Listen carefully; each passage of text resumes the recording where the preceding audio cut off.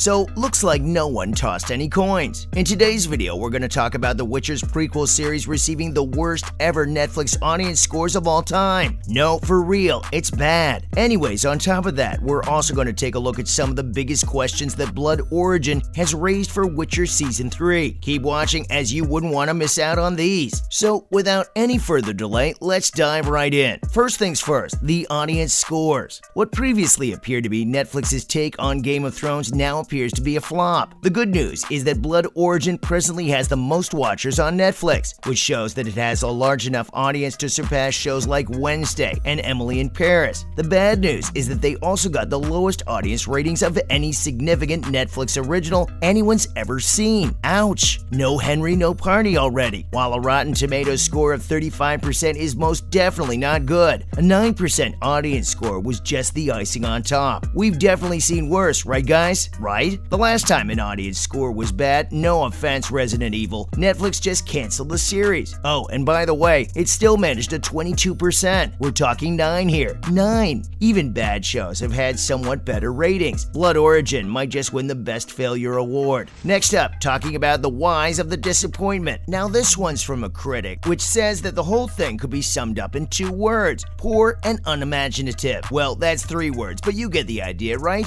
The critic added that Lenny Henry lacked conviction, and Michelle Yeoh was frankly a wasted talent, although Minnie Driver provided some pretty good narration. An audience review just described the thing as horribly awful. We think this is what everyone thought at first, right? Netflix and just not going with any source material is why it's at its lowest point. Beware, Netflix, people might just leave the platform altogether. Moving on to more reviews. Another review said that such a program without a soul shouldn't even have existed. The reviewer said that if they had to place the show between 2 lines, they would be horrible and just awful. Wish we could say damn, as Kevin Hart did. Let's be honest, the show actually developed nothing.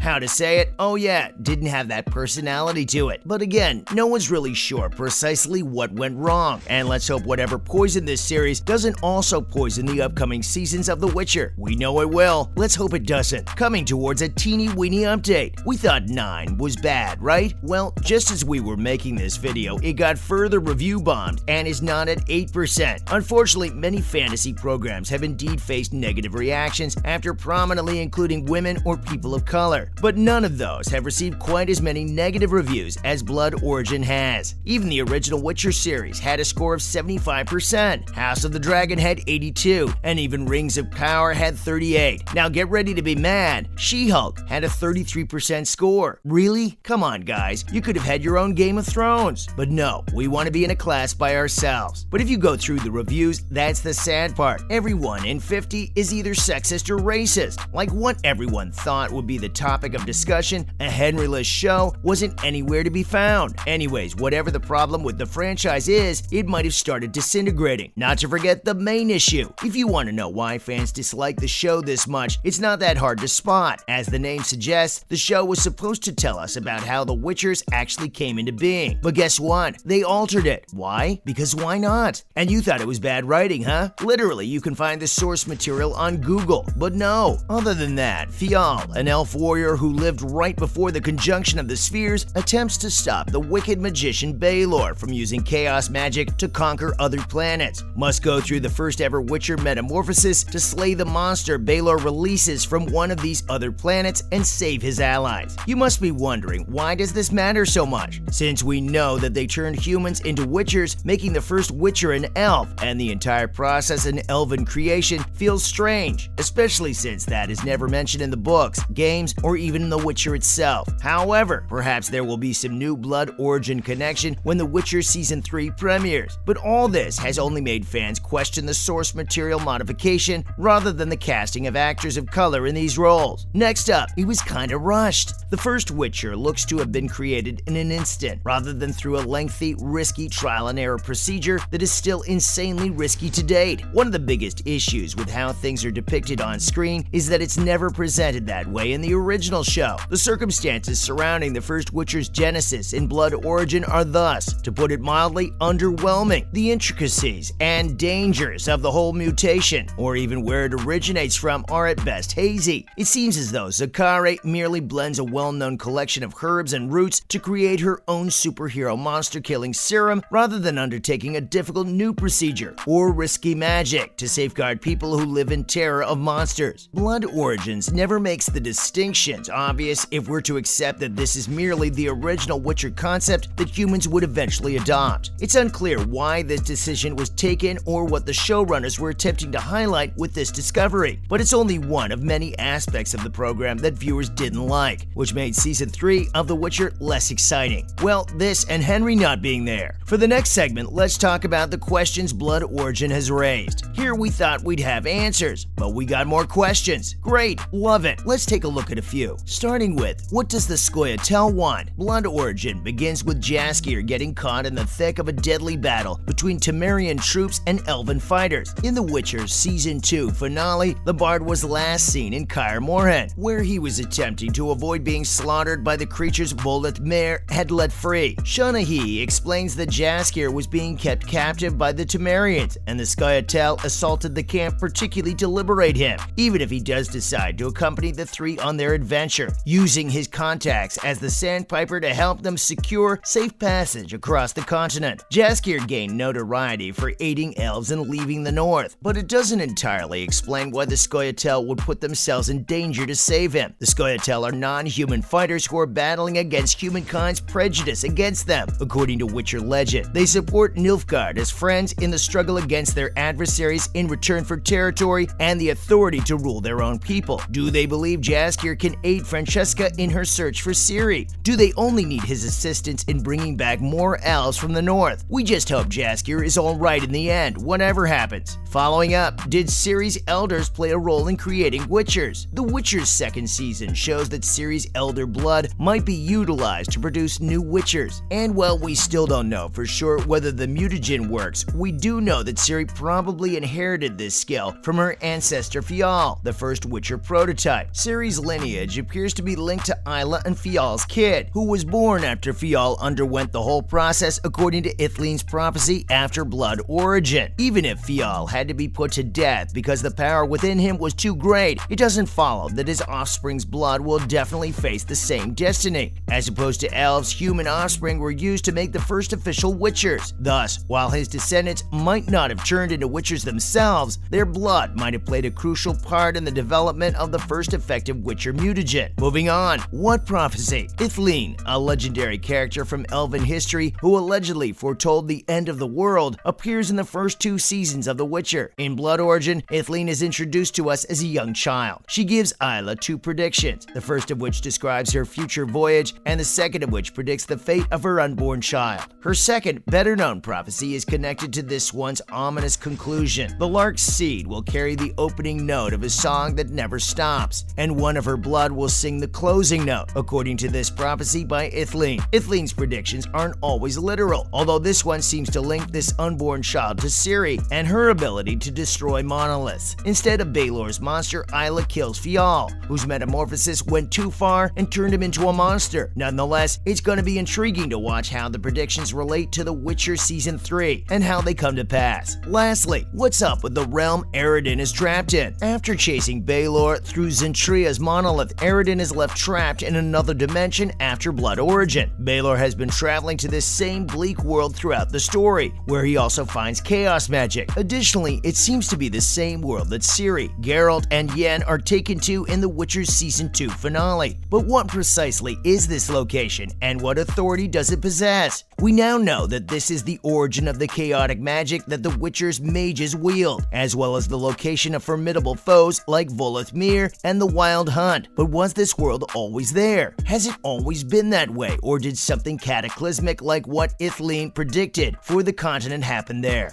If the kingdoms ever completely unite, will this be the future of the continent? We sure hope these questions are answered in the next Witcher season. Please don't be bad. Please don't be bad. That's a wrap for today's video. What are your thoughts on Blood Origin? Let us know in the comments. Make sure you give this video a thumbs up and don't forget to subscribe to our channel. See you in the next one.